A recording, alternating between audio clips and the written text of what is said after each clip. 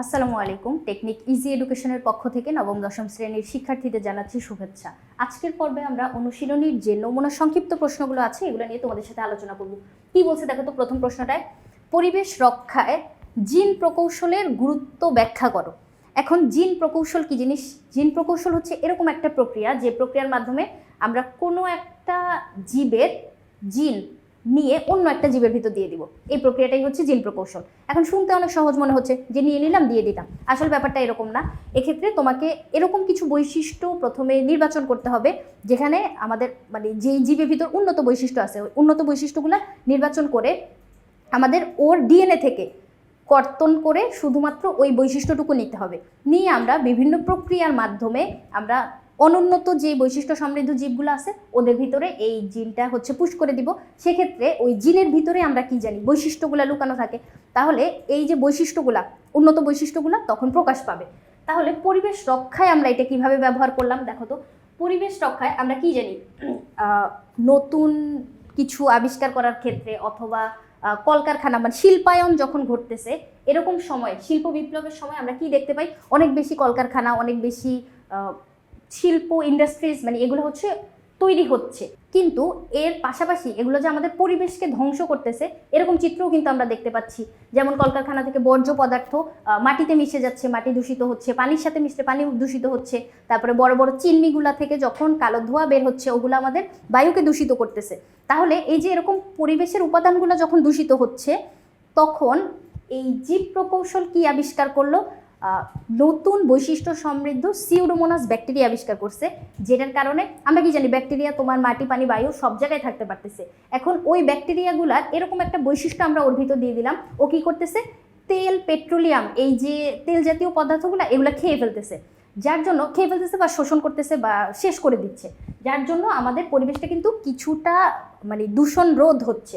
তাহলে পড়ি আমরা, দেখো এই জায়গাটা কি বলছে, একটি জীব থেকে নির্দিষ্ট জিন বহনকারী ডিএনএ খণ্ড পৃথক করে যেই অংশটুকু তোমার দরকার বৈশিষ্ট্যটা ওই অংশটুকু খণ্ডিত করে আমরা বের করে নিয়ে আসবো এবং ভিন্ন একটা জীবে স্থানান্তর করে দিব। এই প্রক্রিয়াটাই হচ্ছে আমাদের জিন প্রকৌশল। এরপরে পেট্রোলিয়াম কয়লা খনি এলাকা দূষণমুক্তকরণ, শিল্পক্ষেত্রে বর্জ্য শোষণ, পয় নিষ্কাশন ইত্যাদি পরিবেশ ব্যবস্থাপনা সহজ এবং দ্রুত করার উদ্দেশ্যে এই প্রযুক্তি ব্যবহার করা হয়। কিভাবে ব্যবহার করব? জিন প্রকৌশলের উপর গবেষণা করে নতুন বৈশিষ্ট্য সম্পন্ন একটা সিউডোমোনাস ব্যাকটেরিয়া আমরা আবিষ্কার করতে পারছি। এই যে দেখো এখানে এই বানানটা খেয়াল রাখা লাগবে যে সিউডোমোনাস আমি উচ্চারণ করতেছি কিন্তু সামনে দিয়ে কিন্তু একটা সাইলেন্ট পি আছে। এই বানানটা যখন লিখতে যাবা তখন কিন্তু এই পিটা খেয়াল করে দিতে হবে। দেখো পি দিয়ে তারপর সিউডোমোনাস সাইলেন্ট একটা পি থাকবে। এই যে সিউডোমোনাস ব্যাকটেরিয়াটা আমরা আবিষ্কার করলাম, এই ব্যাকটেরিয়ার ভিতরে আমরা কি বৈশিষ্ট্য দিয়ে দিলাম, সে এখন তেল আর হাইড্রোকার্বনগুলা নষ্ট করে ফেলতে পারবে বা সে হচ্ছে এগুলা খেয়ে ফেলতে পারতেছে। তাহলে এই যে ব্যাকটেরিয়া, মেনলি ব্যাকটেরিয়া তো এই কাজ করে না, কিন্তু আমরা ওই ব্যাকটেরিয়ার ভিতরে এই জিনটা দিয়ে দিলাম যার জন্য সে এখন থেকে এই কাজটা করবে। এখন সিউডোমোনাস ব্যাকটেরিয়াটাকে এভাবে প্রিপেয়ার করার পরে ও এখন ব্যাকটেরিয়া তো সব জায়গায় থাকতে পারতেছে, এখন এই ব্যাকটেরিয়াটা এরকম তেল আর হাইড্রোকার্বনগুলোকে নষ্ট করে দিচ্ছে, যার কারণে আমাদের পরিবেশ দূষণের হাত থেকে কিছুটা রক্ষিত হচ্ছে। তাহলে আমরা পরিবেশ রক্ষায় এই কাজটা করতে পারলাম। কিভাবে করলাম? জিন ট্রান্সফার করার মাধ্যমে।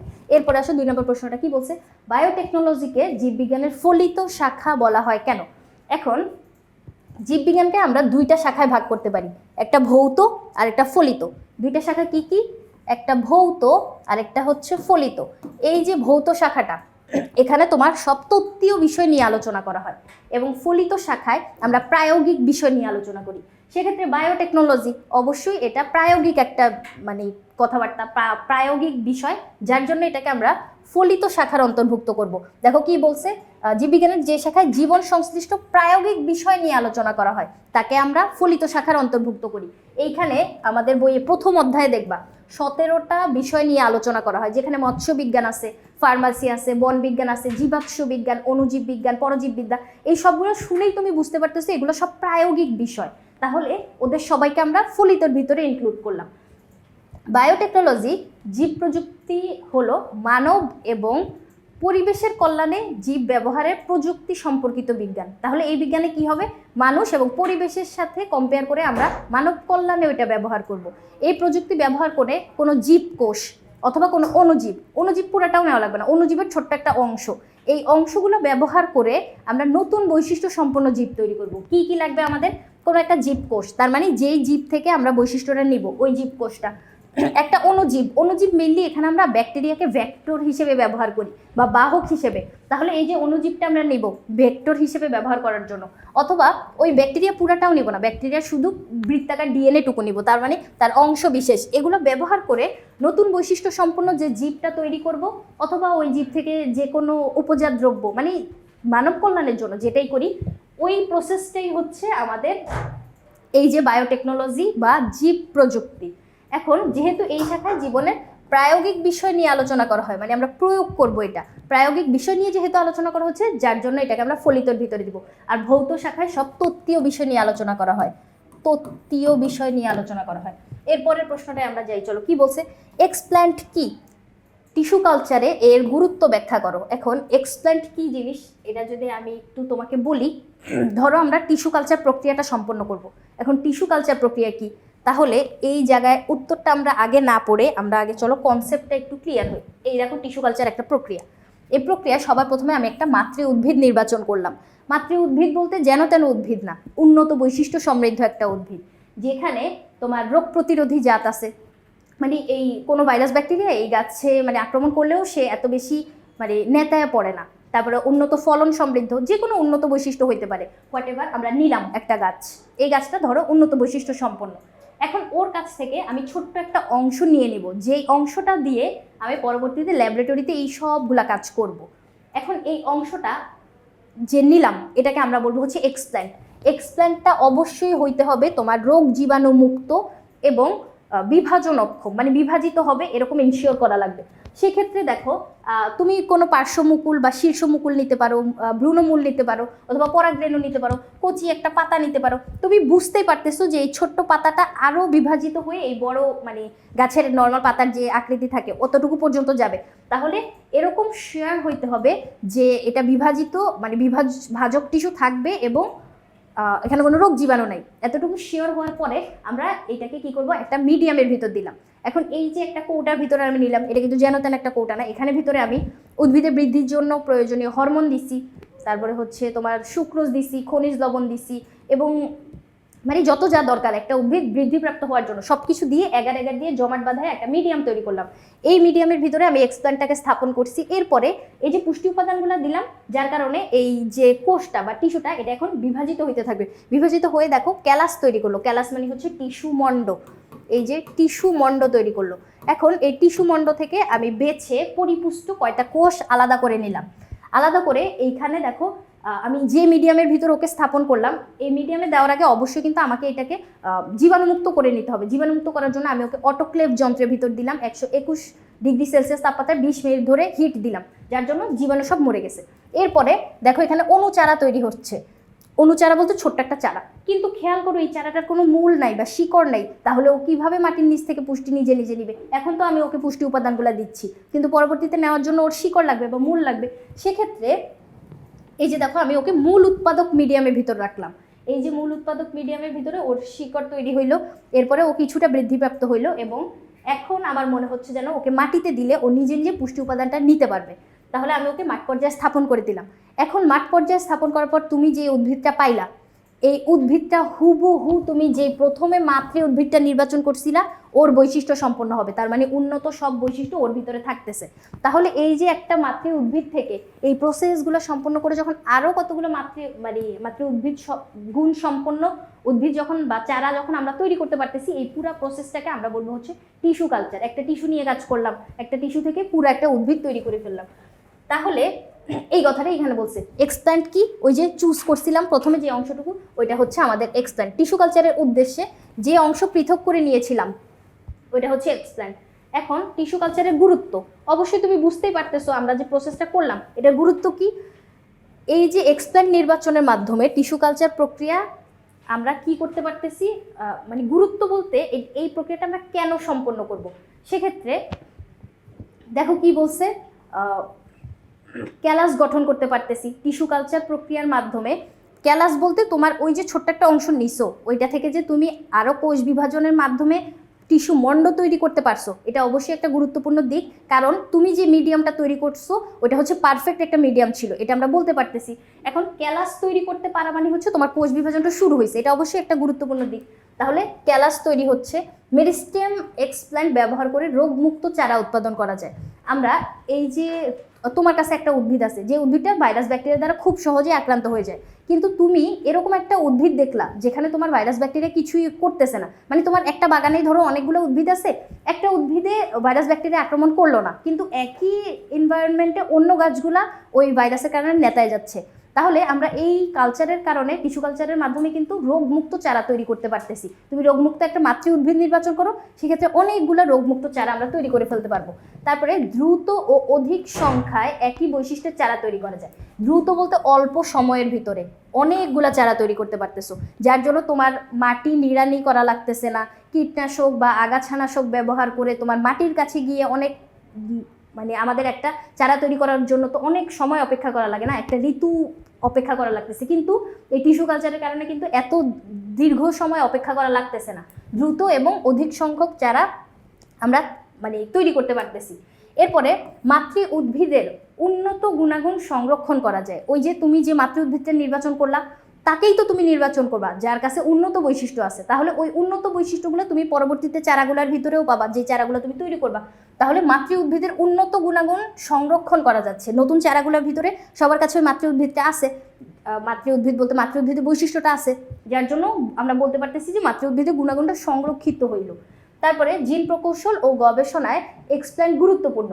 আচ্ছা, জিন প্রকৌশল হচ্ছে আমাদের জিন ট্রান্সফার করার একটা প্রসেস, যেখানে এই যে এক্সপ্ল্যান্টটা তুমি যে অংশটা নিছো, আমরা কিন্তু টিস্যু কালচার একটা আলাদা প্রক্রিয়া, জিন প্রকৌশল আলাদা একটা প্রক্রিয়া, যে প্রক্রিয়ার মাধ্যমে আমরা জিন ট্রান্সফার করতে পারতেছি ওইটা হচ্ছে জিন প্রকৌশল। আর টিস্যু কালচার হচ্ছে একটা টিস্যু থেকে পূর্ণাঙ্গ একটা উদ্ভিদ তৈরি করা। সেক্ষেত্রে এক্সপ্ল্যান্টটা যে আমরা নিলাম, ওই এক্সপ্ল্যান্টের ভিতরে যদি আমি আরও উন্নত কিছু বৈশিষ্ট্য দিয়ে দিই জিন ট্রান্সফার করার মাধ্যমে, মানে উন্নত বৈশিষ্ট্যের জিন যদি দিয়ে দিই, সেক্ষেত্রে ওই এক্সপ্ল্যান্টটা যখন আবার পূর্ণাঙ্গ উদ্ভিদে পরিণত হবে, তখন কিন্তু ওই নতুন বৈশিষ্ট্য সম্পন্ন চারা তুমি পাবা। সেক্ষেত্রে ওইটাকে আমরা কি বলবো, ট্রান্সজেনিক উদ্ভিদ বা জিএমও।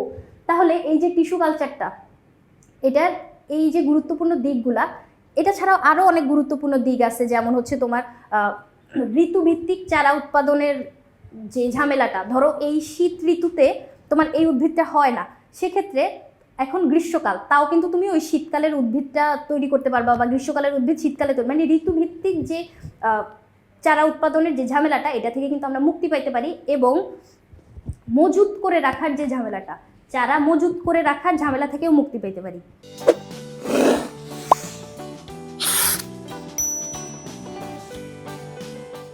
তাহলে দেখো এই সবগুলা কাজ আমরা কিভাবে সম্পন্ন করতে পারলাম। এক্সপ্ল্যান্ট কিন্তু এই জায়গাটা কাজ করতে, মানে এক্সপ্ল্যান্ট যদি তুমি ঠিক করে বেছে নিতে না পারো, সেক্ষেত্রে ওর এই পুরা প্রক্রিয়াটা কিন্তু মানে নষ্ট হয়ে যাবে। সেক্ষেত্রে এক্সপ্ল্যান্ট এই সবগুলা কাজে, মানে টিস্যু কালচারের মেইনলি মানে প্রথম শুরুতেই তো আমরা মাতৃ উদ্ভিদ নির্বাচন করে ওর কাছ থেকে ছোট্ট একটা অংশ নিচ্ছি, এই এক্সপ্ল্যান্ট নির্বাচনটাই এই সবগুলা কাজের জন্য গুরুত্বপূর্ণ। তাহলে আমরা বুঝতেই পারতেছি যে টিস্যু কালচারে এর গুরুত্ব, এর বলতে এই এক্সপ্ল্যান্টটার গুরুত্ব মানে অনেক বেশি।